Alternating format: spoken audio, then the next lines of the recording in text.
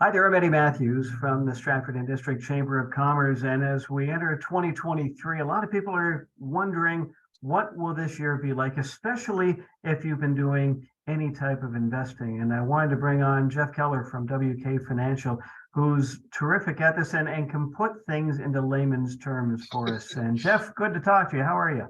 I'm great. I'm great. Happy New Year.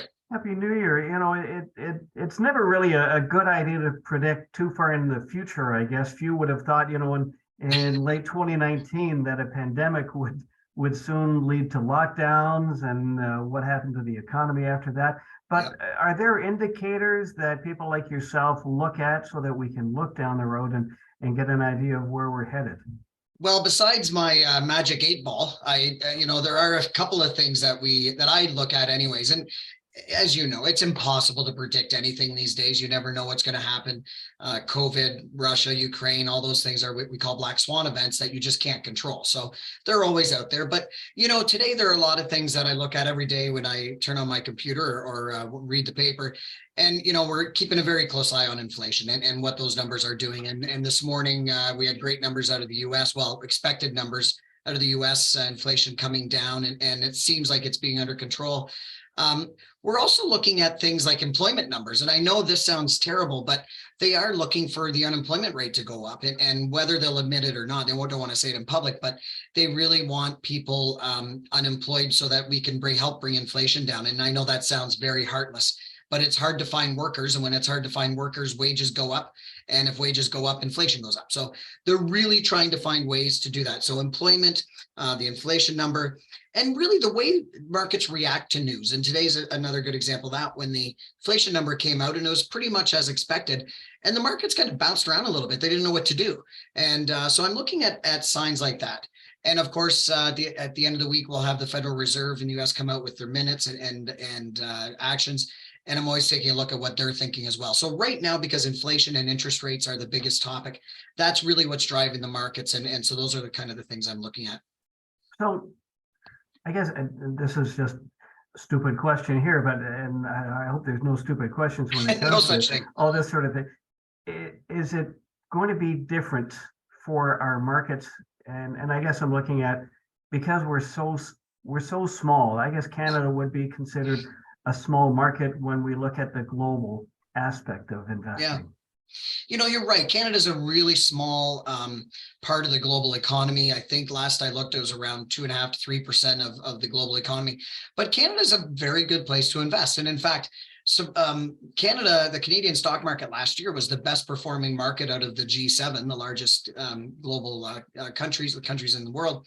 There's some good things happening. So, never underestimate Canada and what can come out of there, but, you should diversify. And since Canada is such a small part of the global economy and the US is just monstrous, you really need to diversify globally.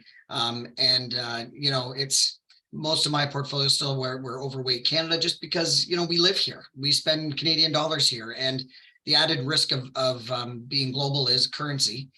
You never know what our dollar is going to do or the US dollar is going to do. So, it's just a good idea to take a look at the portfolio. And you're kind of touching on another subject that I touch on quick. After a year like what we've had, it's a really good time to sit down and just reevaluate your risk tolerance. It's easy to say, I want risk when the markets are going up. It's always when the markets have had, a year like we've had where people go, oh, I don't like risk. So it's a really good idea to sit down with your advisor, sit down and figure out, did you feel comfortable during 2022? Was it were you up at night? So maybe it's time to reevaluate your risk tolerance and rebalance those portfolios the way it should be for your own personal situation. But yeah, Canada's just diversify. I still love Canada. It's a good place to be, but you got to look outside. Is investing going to be different for someone that is just starting out and putting money aside compared to those who are ready to retire? It will. And, Eddie, it always is different. It's a lot different. I mean, if I was a young guy, just starting and starting a big savings plan, or even in my 30s, early 40s, I'd be able to take on, there's a lot of opportunity out there right now. Some really beaten up equities, some stock markets, bonds are a good place. So there's, when everything's down, it's a good time to get in. But, who knows if the worst is over? Who knows if we're going to get another pullback? But at least we know things are a lot cheaper than they were a year ago, or even, 8 months ago. So, if I was younger, I'd be willing to take on a little bit more risk right now. But if I'm nearing retirement and I'm going to have to live on this money, again, it's asset allocation and how much money do you have and how much do you need out of it. But the older you get, the more conservative you really have to be. And that's how we run our operation here. And I think everybody should really think of it in that terms rather than just hearing what your 30-year-old, son or daughter is doing compared to what, you're doing as a 55 or 60-year-old getting ready to retire. Well, it sounds, this is the advice Dad would always give us is, and if we had to go back and do it all over again, you'd probably get, if you knew now what you should have known then, as Bob Seger would have said, you probably would have got more involved in investing or real estate, because it always seems to be, you'll get married, have kids, then you'll start putting money away, when in reality, you should be thinking long-term when you're single, when you've probably got a few dollars. You're absolutely right. And don't worry about the day-to-day. I mean, we all know our banks are going to be bigger 10 years from now. I don't know where they're going to be 6 months from now, but we know these companies most companies will continue to grow.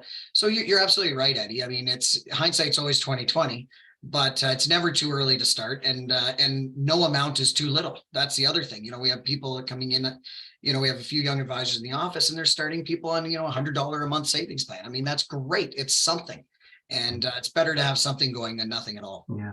Before I let you go, you brought up inflation.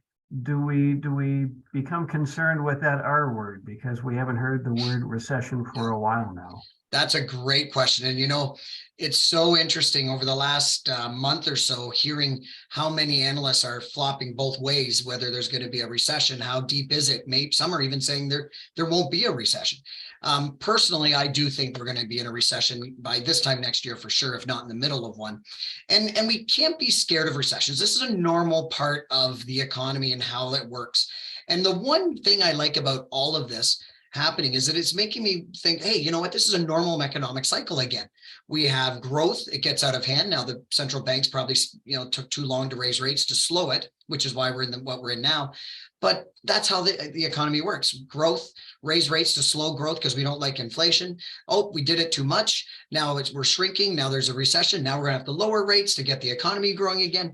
And this is a normal economic cycle that's gone on for 100 years. So, yes, recessions aren't fun.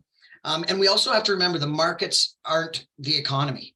So in financial markets are always trying to predict what's going to happen. Mm-hmm. So they've already taken that into consideration, a lot of it. Who knows if all? I mean, there's still emotions get in the way in the short term, but in the long term, fundamentals always rule. So, the markets are predicting a recession.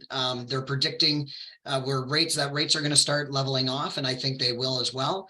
Probably a couple more increases, but nothing like what we've seen. But I'm not, a recession is just part of it, and they'd create opportunities. I just wish we'd get there sooner rather than later and get it over with. That's all, because that's the topic of every morning it's the argument is there going to be one? How big is it? And so we just need to get there and quote unquote get this over with. Well, I think the government would like to have it sooner than later, because the later we have a recession, the closer we are to the next election. Exactly. That's exactly right. And recessions are very bad for governments. Absolutely.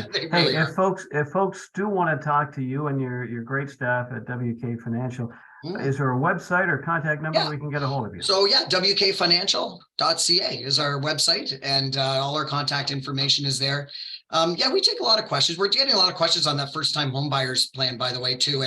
And I just want to tell people the government is really good at coming out with things and great ideas, but they're really slow at getting out with the details and how they're going to be set up and the tax reporting and all of that. So we're looking at, most of the partners we deal with are looking at late 2023 before these accounts are actually available. They're great. Person can put money in there, get a tax receipt. They can pull money out tax-free to buy a house. I think it's a fabulous idea, and it's a great opportunity for people who haven't owned a home before and are looking to save. Most do use TFSAs. I think this first-time home buyers plan is going to be a lot better than that. Perfect. Well, folks, if you have any questions, you want to find out more about that, contact Jeff Keller at WK Financial, downtown Stratford on Ontario, right across from Shoppers. Jeff, great as always to talk to you, and I hope we can do it again soon. Love it. Thank you, Eddie. I'm Eddie Matthews from the Stratford and District Chamber of Commerce.